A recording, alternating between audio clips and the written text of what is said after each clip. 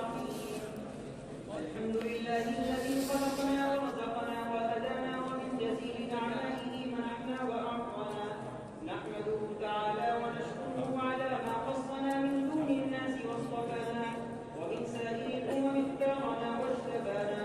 اللهم لا نحصي عليك الثناء أنت كما أثنيت على نفسك بالانبراء، فأنت اللهم من أدرك العقول والظنون والأوهام وراء الوراء ثم وراء الوراء ثم وراء الوراء. ونشهد أن لا إله إلا الله وحده لا شريك له، ملا قلوب أهل الإيمان برا ورحمة وحنانا، وأرسل رسوله بالهدى ودين الحق تقبلا منه وامتنانا. ونشهد أن نبينا وحبيبنا وإمامنا وقدوتنا محمدا عبد الله ورسوله، أشرف المرسلين رسالة وأفضل البشرية إنسانا. أنزل الله تعالى عليه كتابا وقرآنا، شفاء وموعظة ونورا وفرقانا، وهدى للناس ورحمة وبيانا. اللهم صل وسلم وبارك عليه كلما ذكره الذاكرون وغفل عن ذكره الغافلون.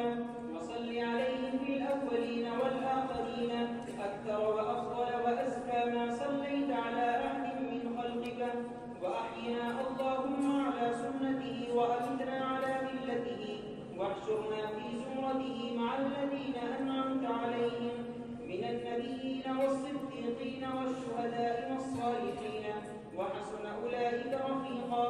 وعلى آله الطيبين الطاهرين وأصحابه النصحاء الذين كانوا بنعمة الله إخوانا، وعلى البر والخير أنصارا وأعوانا، وعلى جميع العلماء الربانيين الذين دعموا الدين حجة وبرهانا، خصوصا على الفقهاء والمحدثين الذين حفظوا حمى الشريعة عن تحريف الغالين وانتحال المبطلين وتأويل الجاهلين، فنالوا عزة وسلطانا.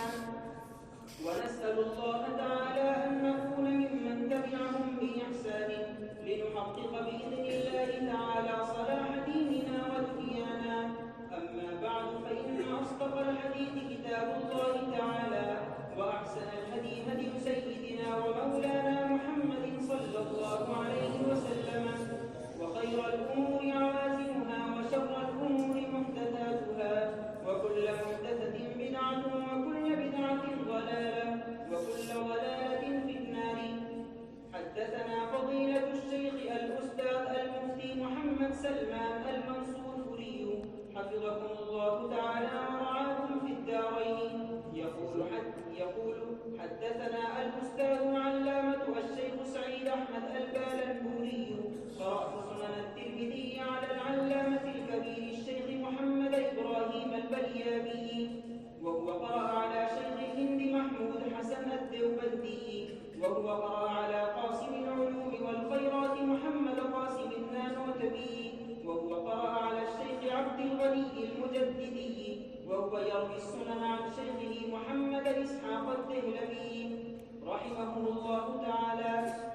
قال الشيخ المكرم المفخم المشتهر بين الآفاق المرحوم المغفور مولانا محمد إسحاق رحمه الله تعالى: حصل لي الإجازة والقراءة والسماعة من الشيخ الأجل والحبر الأبجل الذي فاق بين الأقران بالتمييز عن الشيخ عبد العزيز، وحصل له الإجازة والقراءة والسماعة عن والده الشيخ ولي الله بن الشيخ عبد الرحيم الدهلوي.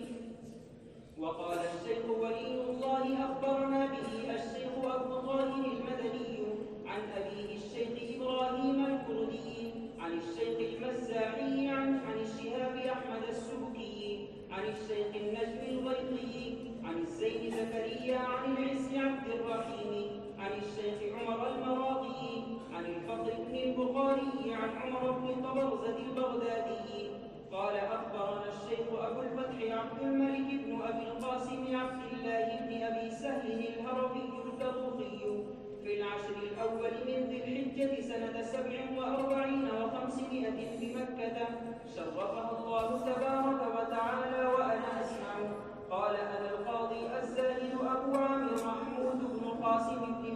محمد الأسدي رحمه الله تعالى قراءة عليه وأنا أسمع في ربيع الأول من سنة 82 و400. قال الفروقي وأخبرنا الشيخ أبو نصر عبد العزيز بن محمد بن علي بن إبراهيم الترياقي والشيخ أبو بكر أحمد بن عبد الصمد بن أبي الفضل ابن أبي حامد الغورجي قراءة عليهما وأنا أسمع في ربيع الآخر من سنة 81 و400.